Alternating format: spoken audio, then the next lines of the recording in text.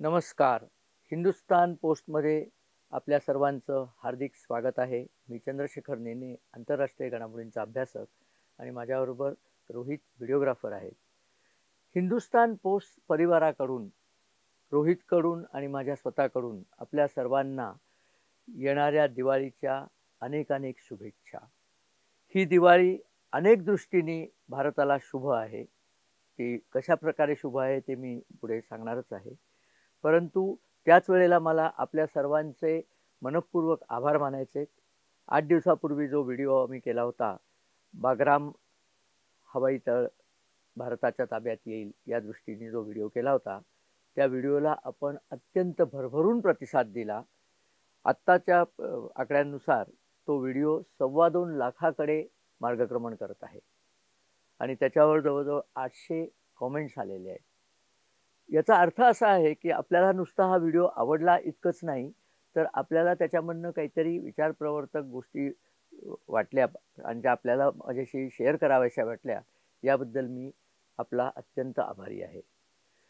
आता त्यावेळेला जे मी सांगितलं की बागरामचा हवाई तळ आपल्याकडे येणार, ते मुत्ताकी जे होते अफगाणिस्तानचे परराष्ट्र मंत्री, ते दिल्लीत राहून गेले आणि नुकतेच ते परत अफगाणिस्तानाला गेलेले आहेत. आणि अफगाणिस्तान आणि पाकिस्तान यांच्यामध्ये आता युद्धच लागलेलं आहे. आता ते अगदी प्रॉपर युद्धाच्या पोझिशनला गेलेलं आहे आणि त्याचं मुख्य कारण असं आहे की पाकिस्तान अफगाणिस्तानच्या मध्ये जी ड्युरंट रेषा आहे, म्हणजे त्या ड्युरंट या ब्रिटिश साहेबांनी जी एक आर्बिट्ररी, म्हणजे अगदी मनाला येईल तशी एक रेषा काढून अफगाणिस्तानातल्या टोळ्यांना एकमेकांमधून दूर केलं. त्या ड्युरंट रेषाचा ड्युरंट लाईन, ज्याला ड्युरंट लाईन म्हणतात म्हणून मी रेषा म्हणतो, ती बेसिकली सरहद्द आहे अफगाणिस्तान आणि पाकिस्तानाच्या मधली. त्याचा अफगाणिस्तानातला प्रत्येक मनुष्य द्वेष करतो की कारण नसताना त्यांनी म्हणजे त्यांच्या देशाच्याच नागरिकांमध्ये फूट पाडली. पण हे पाश्चात्य लोक जिथे गेले तिथे त्यांनी असं केलं. भारत पाकिस्तान फाळणी केली, भारत बांगलादेश फाळणी केली, तेव्हा तर पाकिस्तानच होता. पण जिथे जिथे हे गेले प्रत्येक ठिकाणी त्यांनी फाळणी केली आणि लोकांना आपसात झुंजत ठेवलं, जेणेकरून त्यांची सत्ता अबाधित राहावी असा त्यांचा समज होता की आपली सत्ता अबाधित राहील. पण दुसऱ्या महायुद्धात त्यांचं पेकाट इतकं मोडलेलं होतं की फार त्यांना पुढे आपली सत्ता ठेवणं काही जमलं नाही आणि आज तर त्यांची परिस्थिती अतिशय केविलवाणी झालेली आहे. पण पुन्हा आपण पाकिस्तान अफगाणिस्तानकडे वळूया. अफगाणिस्तानातल्या तालिबान हे जे योद्धे आहेत, म्हणजे मुळात अफगाणिस्तानातले टोळीवाले आणि पठाण आणि तालिबान, त्या तालिबान युद्धांनी आतापर्यंत ब्रिटिशांना हरवलेलं होतं. म्हणजे अफगाणिस्तानच्या पठाणांनी ब्रिटिशांना हरवलेलं होतं. 3 युद्ध झाली. ते तात्विकदृष्ट्या ब्रिटिश जरी जिंकले असले तरी अफगाणिस्तानला ते कधीही सबड्यू, म्हणजे त्यांच्यावरती राज्य नीट करू शकले नाही. त्यांनी आपलं त्यांना वेगळंच ठेवलं. त्यानंतर रशियनांनी प्रयत्न केला, रशियनांना त्यांनी पराभूत केलं. त्यानंतर अमेरिकनांनी प्रयत्न केला. अमेरिकन आपल्याला माहिती आहे की 2020 साली बागरामहूनच पळाले आणि अफगाणिस्तानातून त्यांनी काढता पाय घेतला. आणि आता पाकिस्तान सारखं जे तृतीय दर्जाचं राष्ट्र आहे, अत्यंत भिकारिस्तान, त्याला मी भिकारिस्तान म्हणा, आतंकिस्तान म्हणा, त्यांना असं वाटतंय की ते तालिबानचा पराभव करू शकतील. आणि तालिबानच्या नेत्यांनी पाकिस्तानला उघड उघड धमकी दिली की अहो, जिथे अमेरिका टिकली नाही, रशिया टिकली नाही, तिथे तुमचा इंग्रज टिकले नाही, तुमचा काय पाड, तुम्ही आहात कोण? आणि आता काय झालंय ते तुम्हाला मी सांगतो. आता पाकिस्तान अगदी डेस्परेटली म्हणतंय की आता युद्ध थांबवूया. पण त्याच वेळेला पाकिस्तानामध्ये मुनीर आणि त्यांचा जो कंपू आहे, तो कंपू अजूनही युद्ध भडकवण्याच्याच मागे आहे. कारण पाकिस्तानकडे एक गोष्ट आहे जी अफगाणिस्तानकडे नाही. पाकिस्तानकडे उत्तम हवाई दल आहे, म्हणजे अफगाणिस्तानपेक्षा उत्तम, कारण अफगाणिस्तानकडे हवाई दलच नाहीये, हेलिकॉप्टर्स आहेत त्यांच्याकडे. पण जमिनीवरची लढाई, ज्याला आर्मी इन्फंट्री आणि आर्टिलरीची लढाई म्हणतात, त्या लढाईमध्ये अफगाणिस्तान आजच्या घडीला पाकिस्तानपेक्षा खूपच वरचढ आहे. त्याची 2-3 कारणं आहेत. अमेरिका जेव्हा, म्हणजे अमेरिकन सैन्य जेव्हा पळून गेलं बागरामहून, तेव्हा त्यांनी प्रचंड, असं म्हणतात की $6 अब्ज किमतीची शस्त्रास्त्र तिथे ते सोडून पळाले. ती अत्याधुनिक शस्त्रास्त्र होती. त्यांना असं वाटलं की या पठाण लोकांना ती वापरता येणार नाहीत. पण ते विसरले की पठाणांची मुलं जन्माला आली की गोट्या खेळण्याच्या आधी गोळ्या खेळतात. त्यामुळे त्यांना शस्त्राचा वापर करणं आणि शस्त्र शिकून घेणं हे अतिशय सहजतेने जमतं.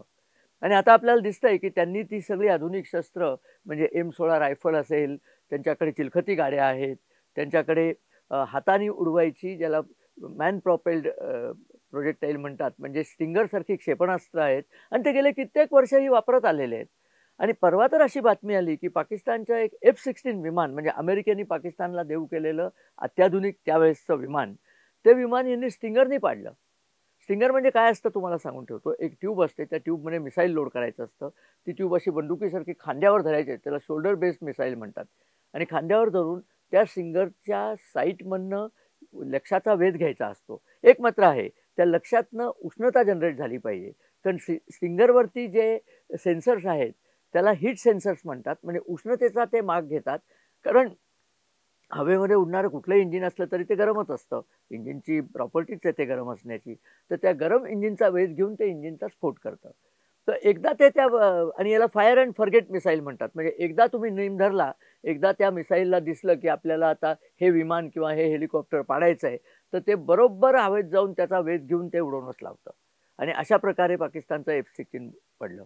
आपण तर त्यांची कितीतरी F-16 पाडली आहेत ऑपरेशन सिंदूरच्या वेळेला. त्याने झालं काय, अमेरिकेने जे सगळीकडे जगभर सांगितलं होतं, आमचं F-16 जगातलं सर्वात उत्तम फायटर विमान, अमुक आहे, तमुक आहे, खूप त्याची त्यांनी गाजावाजा केला होता. त्याचा कचरा झाला हो. त्यामुळे आता अमेरिका पाकिस्तानला नवीन शस्त्र द्यायला नाखुश आहे.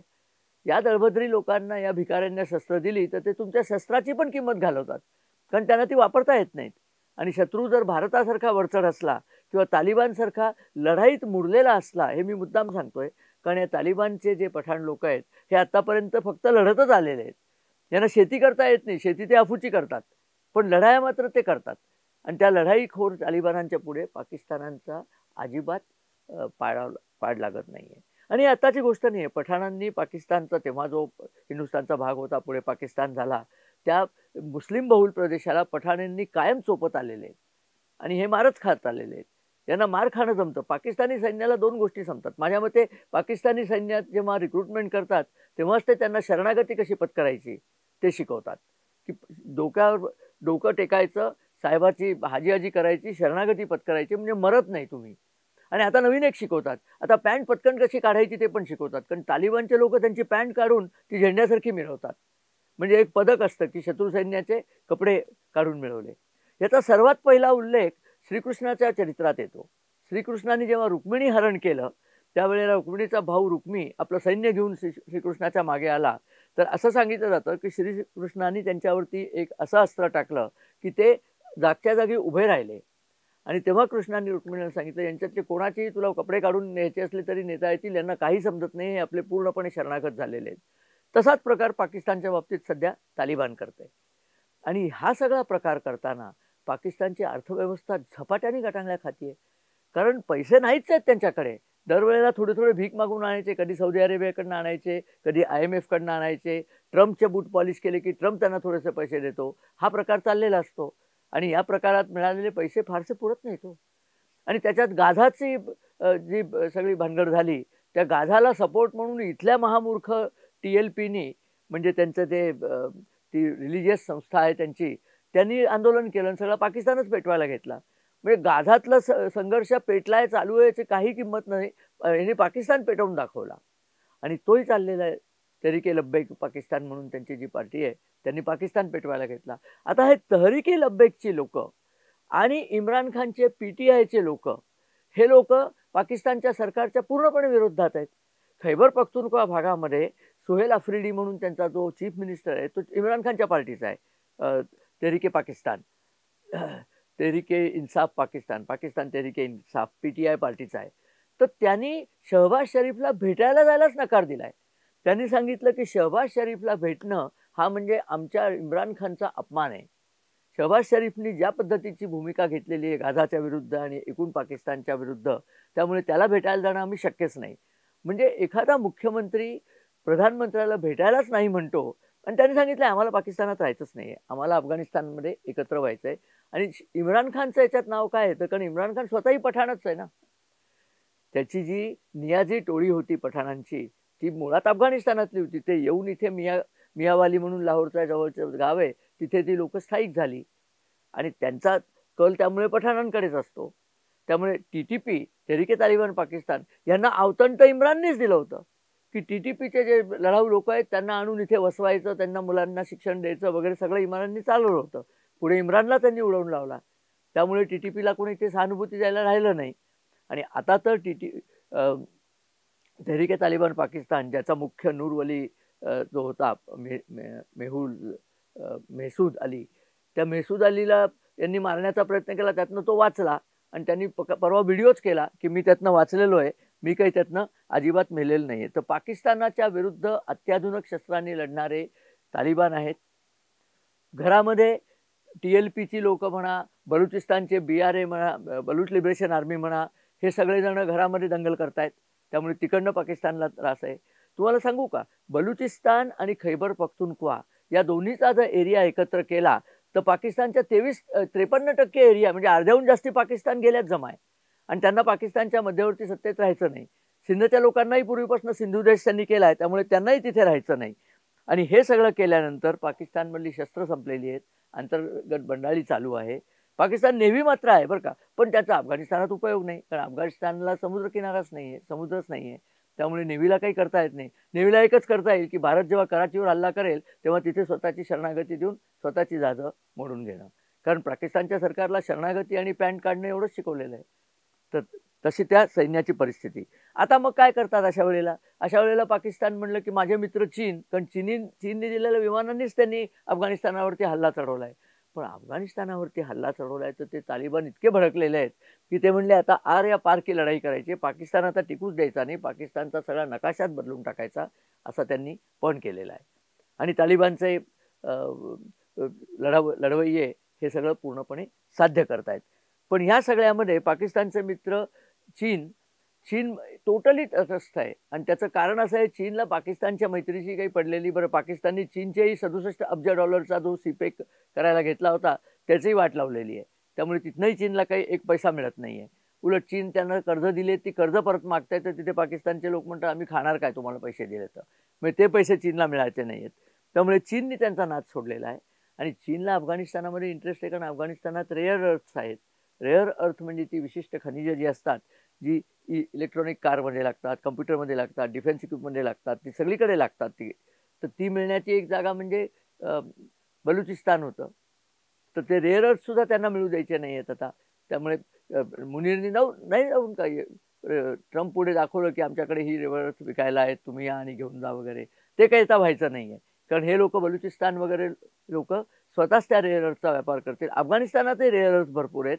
आणि मुत्ताकी जेव्हा आले बंगलोरला भेटले तेव्हा त्यांनी स्पेसिफिकली सांगितले की आम्हाला अशी इच्छा आहे की त्या रेअर अर्थचं संपूर्ण उत्खनन, शुद्धीकरण आणि विक्री ही भारताने करावी, कारण आमच्याकडे तो स्किल सेट नाहीच आहे, पण भारताकडे तो स्किल सेट आहे.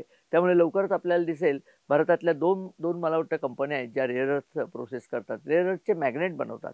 ते मॅग्नेट अशा अनेक ठिकाणी कामाला येतात. तर त्या दोन्ही कंपन्यांनी आता प्रचंड प्रमाणावर रेअर अर्थचा वापर करण्याचं ठरवलेलं आहे आणि सरकारी पातळीवर त्याला आशीर्वाद मिळालेला आहे.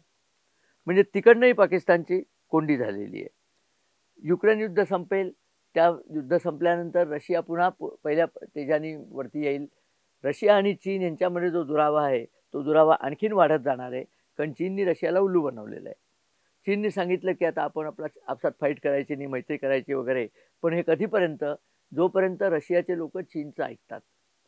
रशियाच्या उत्तर पूर्वेला म्हणजे रशियाच्या ईशान्य भागामध्ये चीनने ऑलरेडी घुसखोरी केलेली आहे. हे तुम्हाला इथल्या बातम्या सांगणार नाहीत. इथल्या बातम्या तुम्हाला फक्त ठाकरे बंधू काय करतात तेच सांगतात. त्यांना वकूबच नाही या सगळ्या मोठ्या पटाचा निरीक्षण करायचं, ह्याचा त्यांचा वकूब नाही आहे.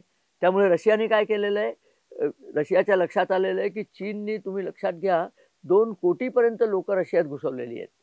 कारण रशियाचा जो ईशान्य भाग आहे तिथे रशियन लोक स्वतःच खूप कमी आहेत. ते आता मायनॉरिटीमध्ये येण्याचा धोका निर्माण झाला आहे आणि चीनी लोकांनी तिथे जाऊन वसाहती केलेल्या आहेत.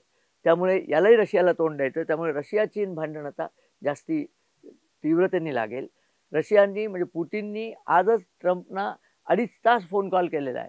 पुतीन सहसा कोणाला फोन कॉल करत नाहीत, पण त्यांनी तो फोन कॉल केला आणि ट्रम्पना सांगितलं की युक्रेन युद्ध तर थांबायचंच आहे, आपल्याला अर्थव्यवस्थेची नवीन गोठवण करायला लागणार आहे. जुन्या पद्धतीची अर्थव्यवस्था आता चालणार नाही.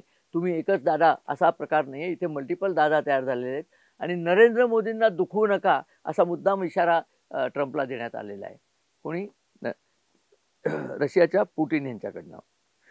पण याच्या विरुद्ध म्हणजे हे सगळं आपण बघतोय तरी मी म्हणतोय की दिवाळी आपल्याला चांगली जाईल. त्याचं कारण असं आहे की भारतीय अर्थव्यवस्था ही एका सुदृढ पायावरती उभी आहे. सेन्सेक्स तुम्ही पाहिलंय जो 85,000च्या जवळपास पोहोचलेला आहे. अतिशय उत्तम दिवस आहेत. भारतामध्ये अनेक इन्व्हेस्टमेंट येऊ घातल्या आहेत. कितीतरी मोठ्या कंपन्यांना भारतात इन्व्हेस्ट करायचे. मागे मी सांगितलं होतं गुगलला आपल्या इथे विशाखापट्टणमला एक प्रचंड मोठं डेटा सेंटर उभारायचं आहे. सगळा AIचा रिसर्च आणि डेटा गुगलला इथे आणायचा आहे. त्यामुळे भारत हा समृद्ध होत चाललेला आहे. भारत सामर्थ्यशाली आहेच, तो अधिक सामर्थ्यशाली होतोय.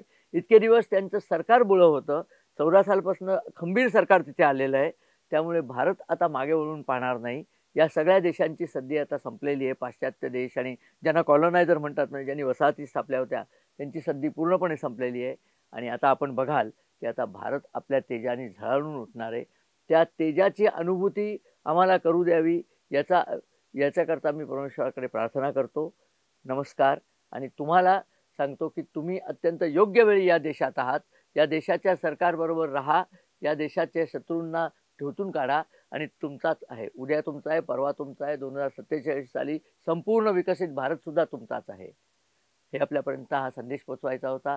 या दिवाळीचा हा अत्यंत शुभ संदेश आहे. तो आपल्याला पोचला असेल. आपल्याला जर हा व्हिडिओ आवडला तर आपण मित्रपरिवाराबरोबर शेअर करा. आमच्या चॅनलला सबस्क्राईब करा. आणि हो, आपल्या कमेंट्स आणि आपले लाईक्स हे जरूर येऊ दे. नमस्कार आणि धन्यवाद.